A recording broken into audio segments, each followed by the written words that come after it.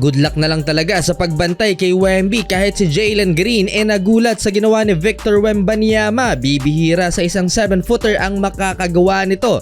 So Rockets versus Spurs, walang Dillon Brooks, Fred VanVleet at Jalen Green ng Houston. Wala ng Kevin Porter Jr. ang Rockets matapos nilang i-trade papuntang OKC Thunder kapalit ni Victor Oladipo at Jeremiah Robinson Earl. May issue kasi ng pananakit sa babae itong si KPJ kaya ni-release na ng Rockets at kinalaunay winave din ng Thunder. Start of the game, tambak agad ang Rockets, 40-0 run sa loob ng 3 minuto. 3 straight threes ang naikana ni Devin Vassell plus 5 straight points ni Zach Collins. Hindi pa nagpaparamdam sa mga oras na yan si Victor Wembanyama. Itong si Rodman 2.0 na si Jeremy Sohan, binadtrip agad ang 4th overall pick rookie ng Houston Rockets. Last 3 minutes nagtala pa ng 7 points sa Wemby at lahat ng yan mula sa free throw line. Kinakapos sa mga defenders sa haba at laki ni Victor. Lahat na ginawa ni Wemby pati na ang pagiging playmaker sa Spurs. Ilang buwan pa lang sa San Antonio si Wembanyama at na-adapt na niya ang ilan sa galaw ni Spurs legend Manu Ginobili na natmeg ang defender.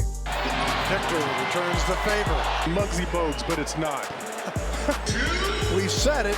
Well, good luck sa mga future defenders ni Wembanyama. Pumakita din ang malupit na handle sa Victor. Natapos ang opening period 32-13, magbe-20 na ang lamang ng San Antonio Spurs. Para bigyan kayo ng idea sa mga bagong rules ngayong season ay tatawagan na ng technical foul ang mga in-game flopping na magre-resulta sa 1 free throw ng opposing team. Madadagdagan din ng coach's challenge, magiging 2 na pag ang unang challenge ay maging successful, which is better lalo sa dikit na laban sa endgame.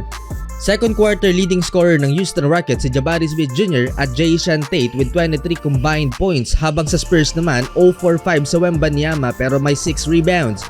Bumawi na lang sa depensa si Wemby dahil ayaw magsipasok ng kanyang field goal attempts. Butata niya si Alperen Sengun, ang probably best young big man ng NBA pagdating sa footwork. Natapos ang first half lamang ng 16 points ang San Antonio Spurs, 60-44.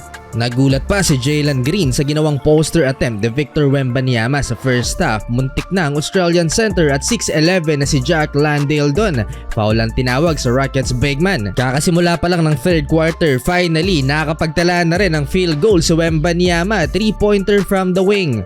Another block shot for Victor Wembanyama. Kay Jae'Sean Tate naman, mukhang walang balak ang Rockets coach na itapat si Boban Marjanovic kay Wemby at nasa upuan lang si Bobby. 8 minutes left, nadakdakan na rin ni Victor Wembanyama si Jabari Smith Jr. Halfway ng third quarter, inupo na si Victor Wembanyama at nakakapagtala pa siya ng 3 bago ipagpahinga ni Coach Pop. Still in control ang San Antonio Spurs, double-digit lead, 15 points, 6 rebounds for Victor Wembanyama. Bago mag-start ang season, makakaharap pa ng San Antonio Spurs ang Golden State Warriors.